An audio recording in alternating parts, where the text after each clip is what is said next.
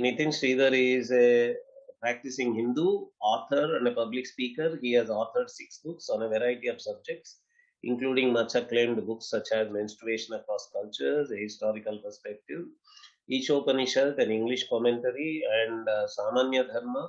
His upcoming book is a commentary on Manusmriti. He regularly contributes articles and essays on subjects such as religion, spirituality, social issues, development, politics, and ecology. He is the chief curator of Indica Moksha, dedicated to the dissemination of Advaita Vedanta. Earlier, he served as the editor of Indica Facts, a portal on Indian history and culture. He is based in Mysuru, Karnataka. Sri Nithin Sridhar, over to you. Thank you very much, Nagaraj.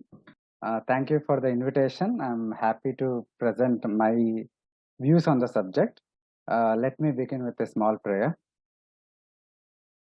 Vakratunda Mahakaya Koti Surya Samaprabha Nirvignam Gurume Deva Sarvakaryeshu Sarvada Sarvamangala Mangalye Shive Sarvartha Sadhike Sharanye Trayambake Gauri Narayani Namostate Sadashiva Samarambham Shankaracharya Madhyamam Asmadacharya Paryantam Vande Guru Paramparam Shri Gurubhyo Namaha Hari Om.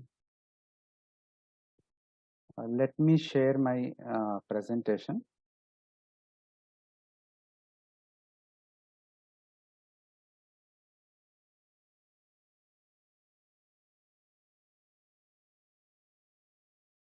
Is this visible? Yes, please. Okay. Thank you again for inviting me. I'll be focusing my presentation is on the ritual dimension of Varna Dharma. I think it is very crucial. The Varna is such a controversial topic, and it continues to be so, and it will be so for some time to come.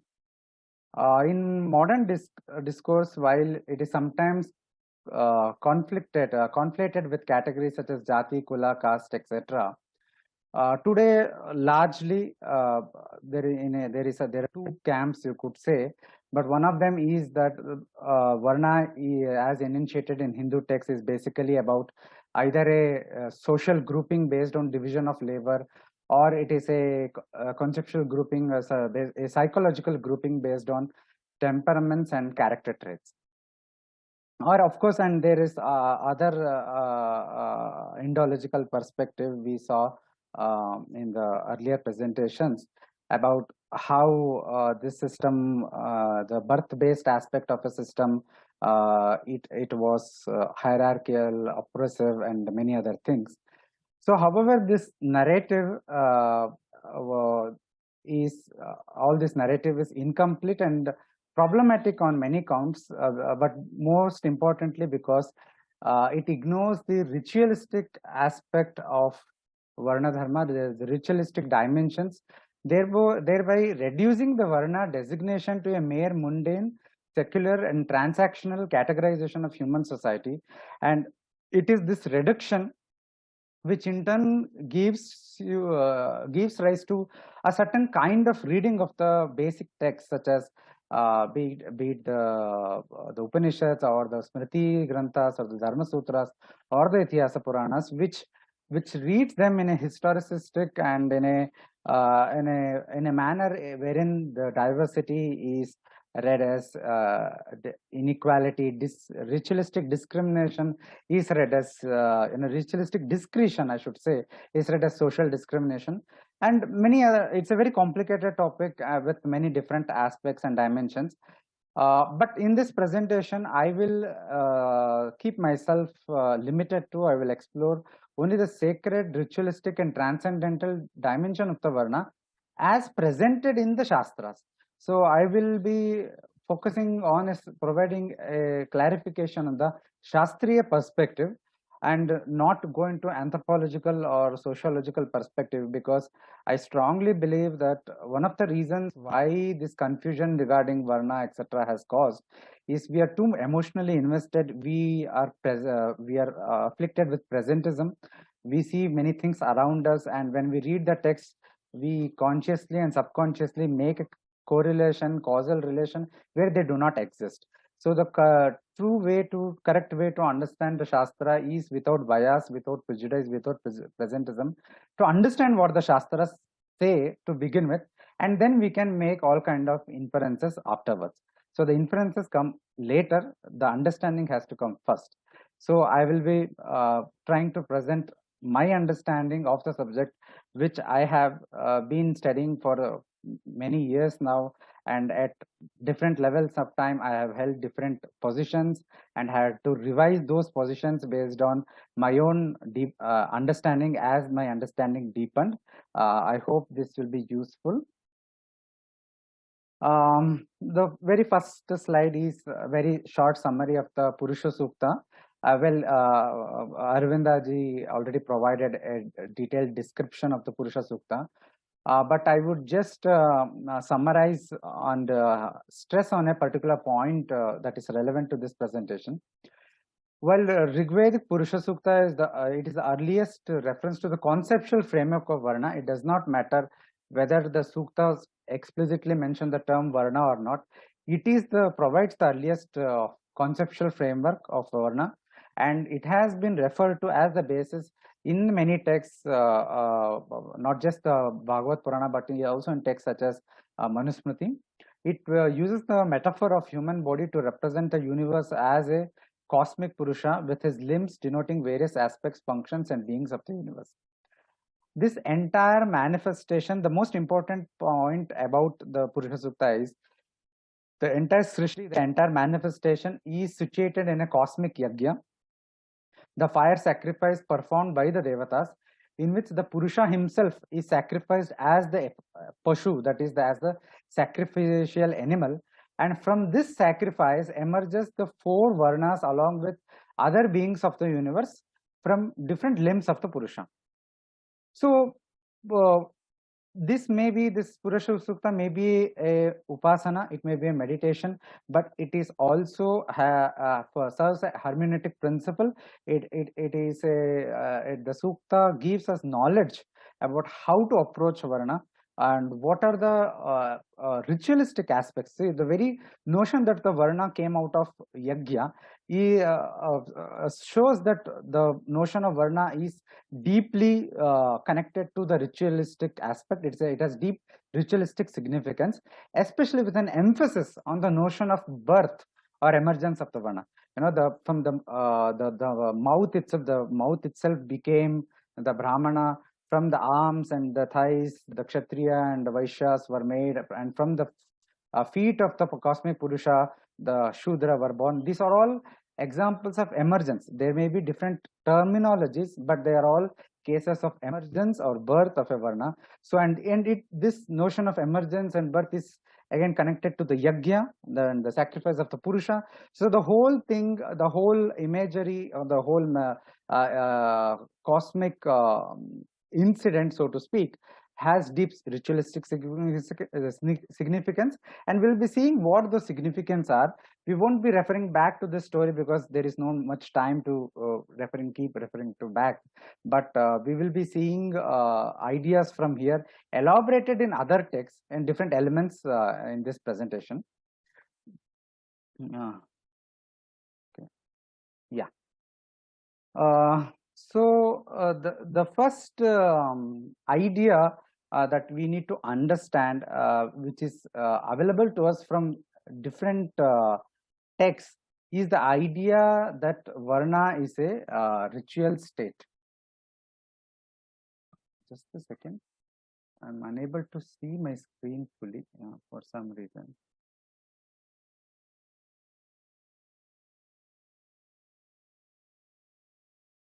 Sorry. Start again. Yeah.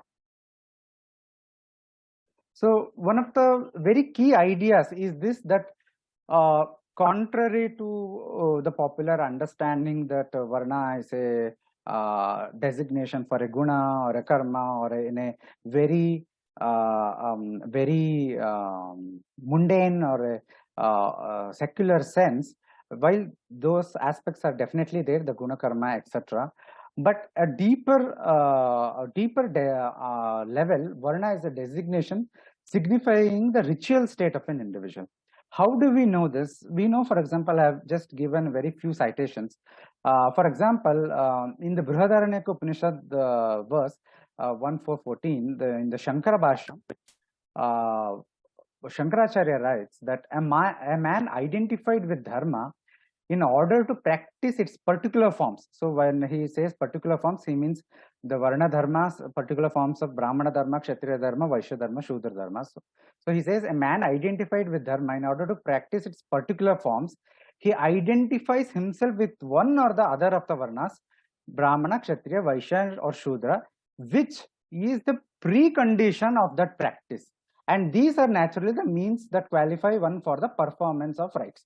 So this is a very, very explicitly stated, very concisely stated, very lucidly stated statement which says that Varna is a ritual state, because he's saying it is a precondition to identify. That is that being a Brahmana, Kshatriya or Vaishya, that state is a ritual state which is a precondition for the ritualistic practices of that particular Varna Dharma. So that Varna Dharma is a ritualistic practice, and we need to be that particular belonging to that particular Varna to practice those Dharma. So that Varna then becomes a ritual state, as a designation signifying the ritual state of an individual. So we see this idea again and again across the landscape of Hindu texts. I've just quoted 3 verses here for the lack of time. Manusmriti, for example, says, bereft of the Savitri verse, that is the Gayatri Savitri verse, and of the timely performance of one's own duty, a person of Brahmana, Kshatriya and Vaishya birth incurs odium of good men, that is blame of the good men. And similarly, the Parashara Smriti says, Brahmanas who are ignorant of Veda and the Gayatri and Sandhya, and those who do not cast any oblation in the sacrificial fire and live by agriculture, they are only Brahmanas in name.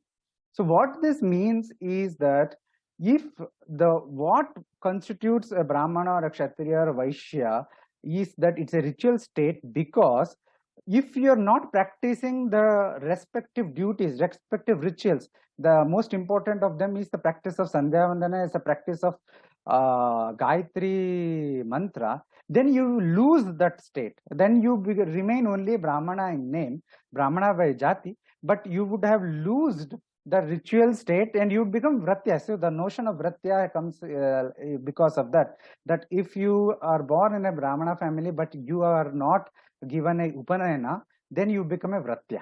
That is, you have fallen from your Vrata, your Dharma.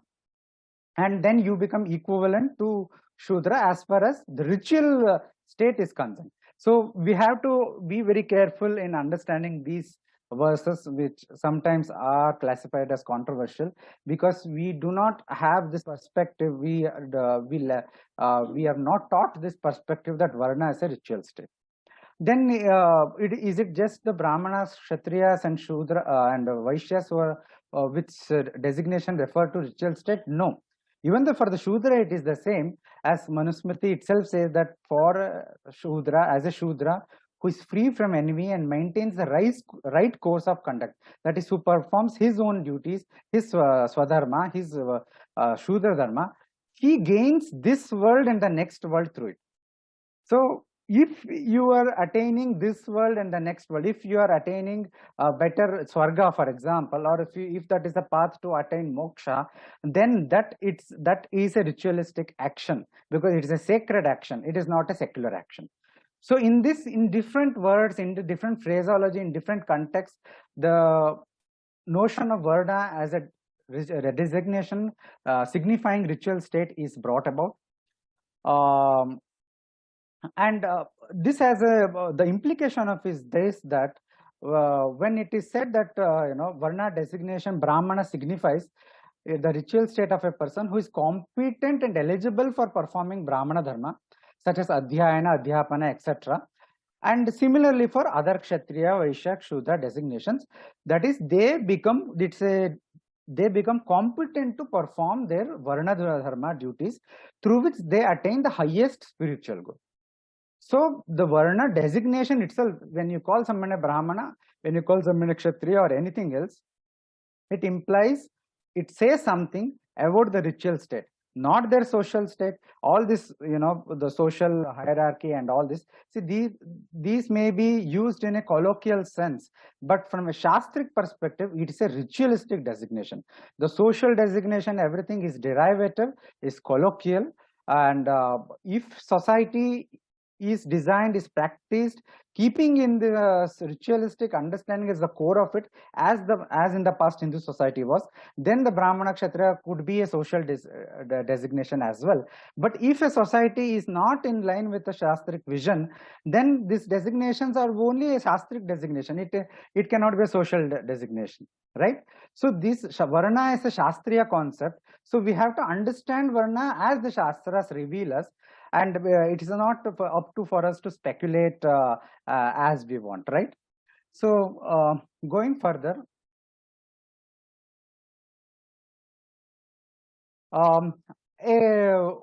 we just said that Varna is a ritual state, but what exactly is it in Varna that makes this a designation of ritual state in an individual? So we find an answer to this in Taittiriya Brahmana and Brihadaranyaka Upanishad. Brihadaranyaka verse was already quoted by Arvinda Ravji. I will just take the portion that is relevant to us.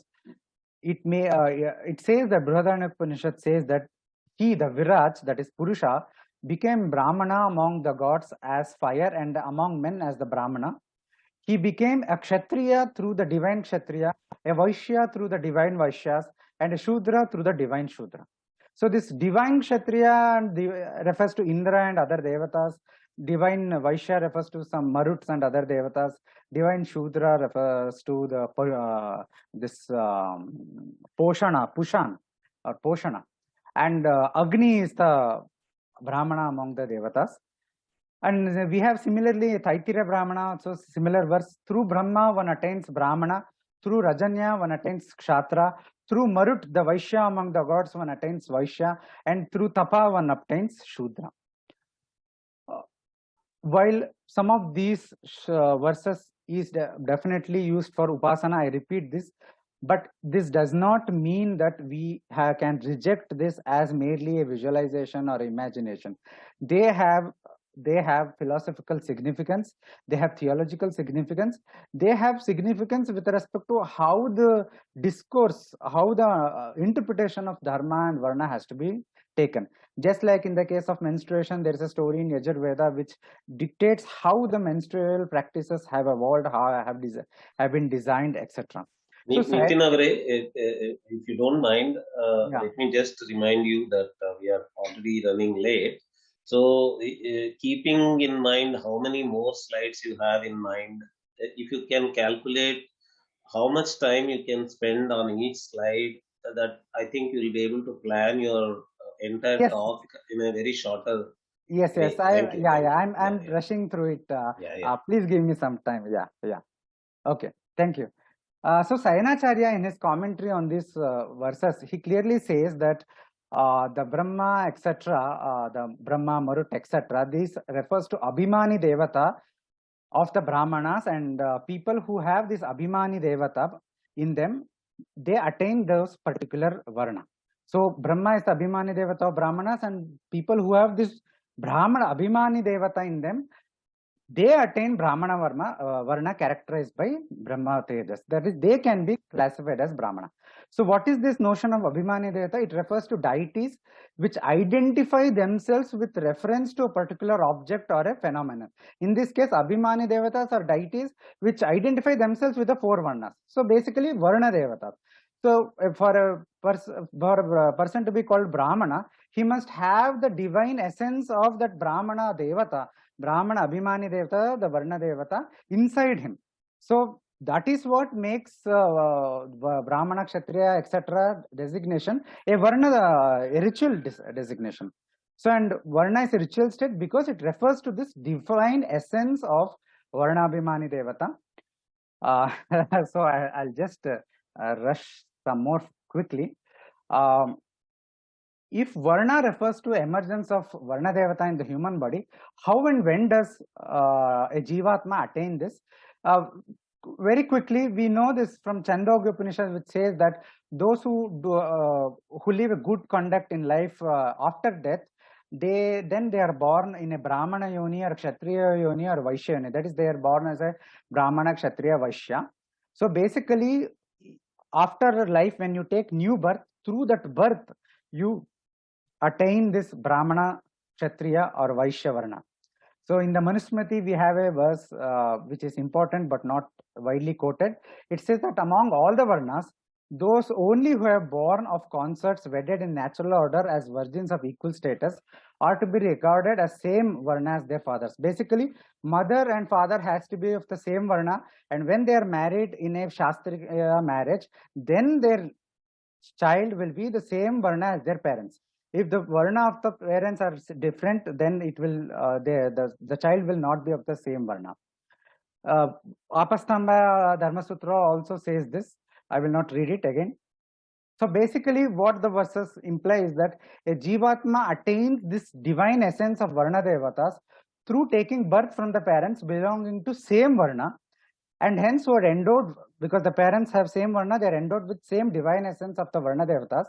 And this the Jivatman inherits through conception and birth, and as a result of its own previous karmic punya. This idea is again stressed in the Vedic idea that the father through his wife is born again as the progeny. This idea is very prevalent in Aitareya Upanishad and Manusmriti, wherein the idea is that the son becomes eligible for Varna duties of his father that his father had performed, because it is the father himself who takes birth as the son through the wife. So that is, the father and the mother transmit the divine essence of the Varna Devata to their progeny through the act of conception and subsequent pregnancy and birth, which is what makes the progeny eligible for Varna duties of the parents. Now, that portion of the discussion, that Varna is a ritual state, and this ritual state is connected to the notion of birth and emergence, and an individual, because of his good karmas and tapasya, etc., when he is born again in next life, through that birth, through the Ishvara makes that Jivatma to be born to such a couple, wherein if he is designed to take the Brahmana or Kshatriya or whatever his punya states, he will be born to that parents, and through that parents he inherits the Varna Devatas, and it is this attainment of the Varna Devatas that makes him belonging to that Varna, that gives him the adhikara or the competency to perform that Varna Dharma. So Varna is a ritual state. Going further, we do not find this phrase as Varna Vyavastha, etc., at least to my knowledge, in any of the primary texts. But we find the phrase of Varna Dharma, Varnashrama Dharma very well. So Varna is connected to the Dharma. Varna is a principle of Dharma. What does Dharma mean? One of the basic definition of Dharma is that it is from which results the accomplishment of Abhyudaya and Nishresa. All kind of material happiness and well-being in this world and next is Abhyudaya. And supreme good or moksha is Nishreyasa. So Dharma by definition refers to actions which are non-secular, spiritual, otherworldly and transcendent as their end result. Stated differently, Dharma constitutes the mode of a spiritual pursuit, and thus dharmic actions have ritualistic dimension embedded in them. Since Varna is a principle of Dharma, in fact it is a type of Dharma. There are two types, Samanya and Vishesha Dharma, and Varna Dharma is Vishesha Dharma. So as a type of Dharma, a practice of Varna Dharma is by nature constitutes a performance of a ritual which has Abhyudaya and Nishresa as its end goal. So this means that even something as what we consider as a Laukika activities, for example, teaching, which is said to be a Dhyapana, duty of a Brahmana, or protection of the subjects, which is said to be duty of a Kshatriya, these today are classified as a secular activity. But when it is done by the rightful person, as the Shastras say, then that action itself is a ritual. That action itself is a Dharma. It is able to lead one to Abhyudaya Nishreyasa. Now, the ritual aspect of Varna Dharma, as I mentioned, we have another notion in the text, which is that Varna Dharma as a tapasya, as a austerity. So we have very clear enunciation of it in Manusmriti, which says the tapasya or the austerity for a Brahmana is gnana, knowledge, The austerity for Kshatriya is Rakshana, protecting, and the austerity for Vaishya is agriculture, Varta, agriculture and business, etc. And austerity for Shudra is service. So service here means seva, poshana through various service industries, various ajivikas, and not just as a role of a servant, but as a role of a service provider. That is known from even the text like Manusmriti, which says that Shudra can do ajivika such as art, sculpture, and many other things. So basically, these are the means by which one can attain Abhyudaya Nishreyasa. It is not speaking about financial empowerment and not keeping people as excluding them from all those things. Here it is purely speaking about how to attain punya, how to attain Abhyudaya Nishreyasa. So through the practice of Varna Dharma. So this Varna Dharma practice is an austerity in itself, and Manusmriti praises this austerity as what is hard to traverse, what is hard to attain, what is hard to reach. All of them can be accomplished from austerity.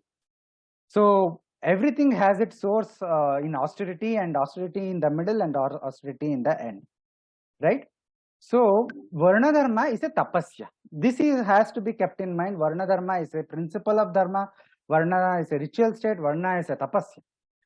And this is something interesting I found in a very wonderful book written in 1933, The Hindu Ideal by Sri Ramananda Saraswati ji. The translation, of course, is it was written during the colonial times, so they translate Varna as caste. They were not aware of the ideological baggage the word caste commits. But this quotation, this and the next slide is very important.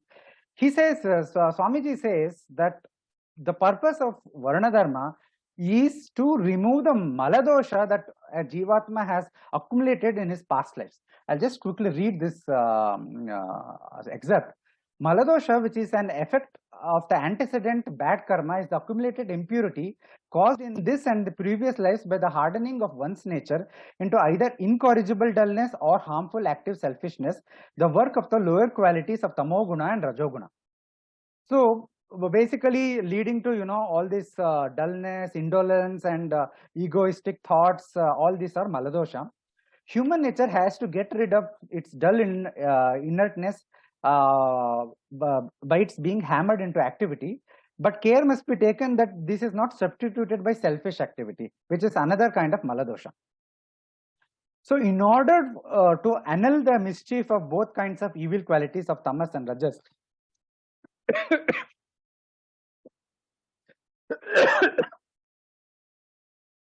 sorry, in order to remove maladosha completely, a good shastriya activities, that is satkarma, have been prescribed, and these satkarma are nothing but varna dharma and ashrama dharma. So he clearly says this: unless and until the varna and ashrama duties are, which are themselves called as dharma, are duly performed, maladosha will cling to our nature as a dead weight and will not allow us to rise spiritually.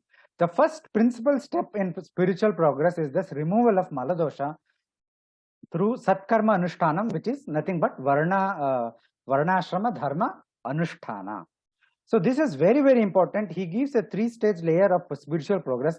The first stage is maladosha nivarana through varnashrama dharma practice, which includes practice of samanya dharma. And the second stage is vikshepa dosha nivarana through upasana or bhakti. And then higher Vedanta practice comes. Again, I'm rushing through it. So we saw that Varna is a principle of Dharma, Varna is a ritual state, and Varna is tapasya, and Varna Dharma practice removes maladosha.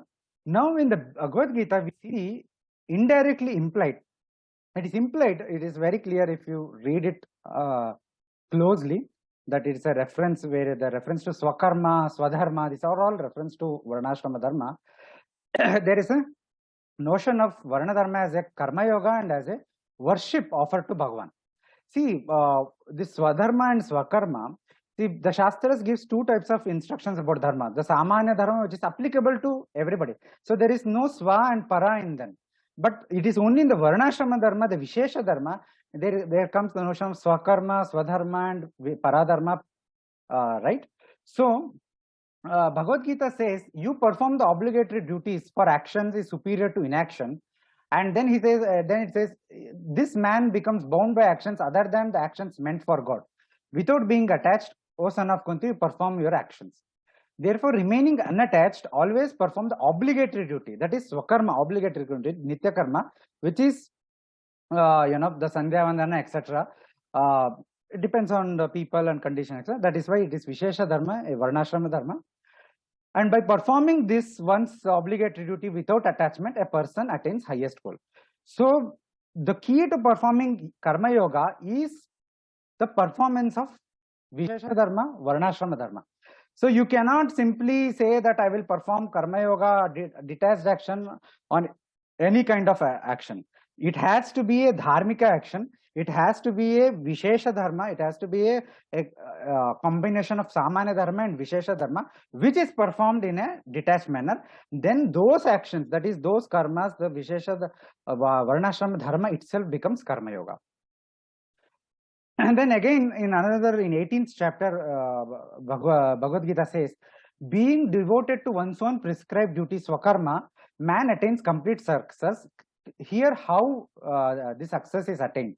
He says, a human being achieves success by worshipping through his own prescribed duties, Bhagavan, from whom is the origin of the creatures and by whom all this is pervaded. Basically, the Ishvara, who is the creator and sustainer of the universe, you have to worship that Ishvara by the practice of your own swakarma.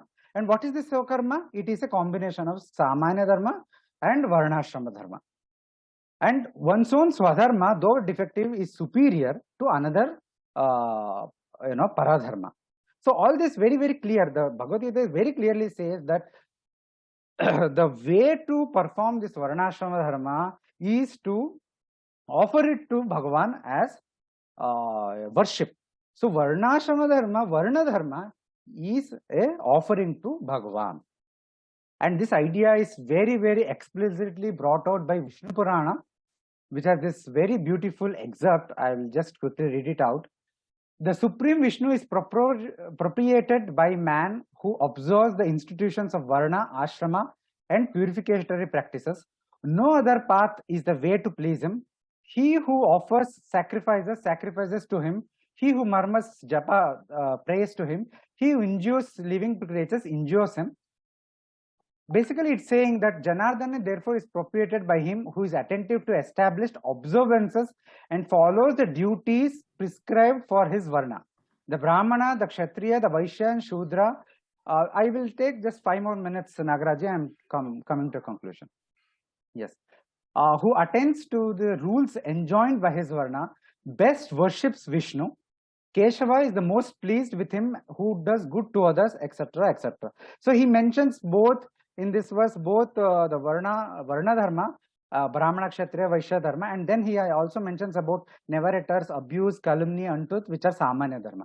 So this is very, very, very clearly he is speaking about Varnashrama being Varna Dharma, practice of Varna Dharma being a practice of bhakti to Bhagavan. At the end, he again says, the man, O Muni, who conforms to the duties enjoined by the Shastric authority for every Varna and Ashrama, is he who best worships Vishnu. There is no other way. So if somebody thinks that they can discard the Varnashrama Dharma and they can discard the understanding of Varna Dharma and anything goes is a mode of worship, it is not so. There are, of course, different methods of worship, and each method is equally valid, and different methods of worship spoken for different people. All that is okay. But if you are a Brahmana, if you are a Kshatriya, if you are a Vaishya, if you are a Shudra, then you have your practice of Varna Dharma is the best form of worship that can be offered to Bhagavan. So the above discussion, the whole discussion clearly establishes that Varna is a ritual state and Varna Dharma is a upasana paddhati. So the notion of tapasya, removal of maladosha, the notion of karma yoga, notion of bhakti, all this basically gives us the broad idea that practice of Varna Dharma is a upasana paddhati. That is a ritualistic, a spiritual, a devotional practice through which one attains abhyudaya and nishreyasa. Therefore, Varna is a ritual state. If Varna is not a ritual state, it is merely a secular social designation about division of labor or some form of psychological grouping, or it is a creation of some oppressive evil Brahmanas to discriminate people. If that was the what Varna is, then it cannot be a ritualistic system. But if it is a ritualistic system, as the Shastra says, it cannot be those. I'll just conclude with last conclusion. 2 slides are there. As I just mentioned, the discourse on Varna is severely handicapped without understanding of the ritualistic dimension of Varna.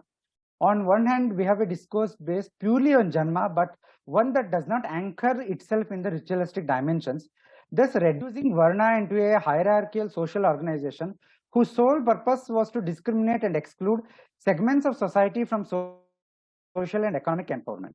On the other hand, we have a discourse purely on Gunakarma, which is not only dishonest because it cherry picks quotations from Shastras convenient to the discourse, while ignoring, sidelining, and discarding what is inconvenient.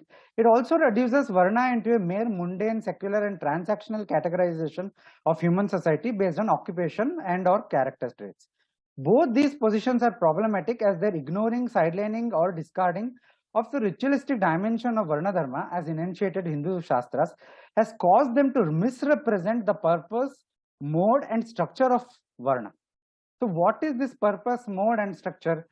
From a Hindu Shastriya enunciation of Varna, the purpose of the Varna Dharma is to facilitate each and every individual of the society to work towards their overall well-being, both material, abhyudaya, and spiritual nishreyasa. The mode of operation of this Varna system or Varna Dharma is it is through the aligning of one's life to Dharma by the practice of Varna Dharma and Samanya Dharma to the best of one's abilities. Everybody cannot do everything. This argument that if you do not do 100%, then you have no right to speak is all nonsense. You can only do dharma to the best of your ability because you have so many obstacles in your life, so many limitations and capacities and everything else. So this implies that recognizing the ritual state of an individual and where they are currently in their long journey towards moksha that happens over many lives is an integral part. The structure that facilitates this ritualistic structure of Varna the structure that facilitates this whole thing is a ritualistic structure of Varna, which integrates diverse social identities and institutions such as Kutumba, Kula, and Jaati into a ritualistic framework through which it achieves 2 things. It provides a ritualistic spiritual path to each individual based on his current ritual state and their current station in the long journey towards through multiple lives through which they can work for their abhyudaya nishresa. Second, importantly, it facilitates one to transform one's own kula practices, one's own jati practices, one's own kutumba practices, one's own ajivikas, the occupation, into a karma yoga. So basically what I'm trying to state here is, today we have everything upside down. We are approaching, when we are approaching the issue of Varna and when we are reading the text, we have a lot of prejudices, a lot of preconceived notions, a lot of presentism in it. We connect it to social identities. We see something around us and we directly connect it to text, even if there is no causal relationship between them. Instead of doing that, we should understand the Varna as enunciated as a ritualistic system in the text and how this ritualistic system was able to integrate the Kutumba, Kula, and Jati identities into it. Perhaps if we allow it, it can integrate even the caste identity, the modern political identity in it. But for that to happen, the modern political identities have to open up themselves to integrate a ritualistic, a religious aspect into that identity and not be just a political identity that it is today. Unless that happens, this integration is not possible. Final comment, in short, the ritual dimension is the connecting link that connects the guna karma based discourse to janma based discourse and uplifts the entire Varna Dharma from being a merely secular social order to a ritualistic and spiritual based vision for material and spiritual well-being of all humanity. Thank you very much for this opportunity. I don't know, I think I took a lot of time. Thank you very much, Nagarajji and others, for the patient hearing. Shri Gurubhyo Namaha. Thank you very much, Nithin Avare. this is Nithin Avaru helped us to understand a past word Varna, and he is asking us to avoid present and only be in the past of the book. So, okay, thank you for that. I think just sorry, I'm not saying we should be in the past. I am saying that we should understand the theologically what is the correct meaning and implications. It's a Then we past can book. If the book is a past book, if we consider that we are able to understand the past while being in the present, our assumption is that we are able to go to the past using some time machine. Okay, thank you very much. There is a thank you. question Yeah. from one person that what is your Sanskrit word for ritual state? Is there you have if you have a one word quick answer, let us then move to the next. Dharma itself is that Abhyudaya Nishreyasa Siddhi Sadharma. Ritual state is Sridhar Nithinji says that Dharma is the word for ritual state. Okay, let us debate that later.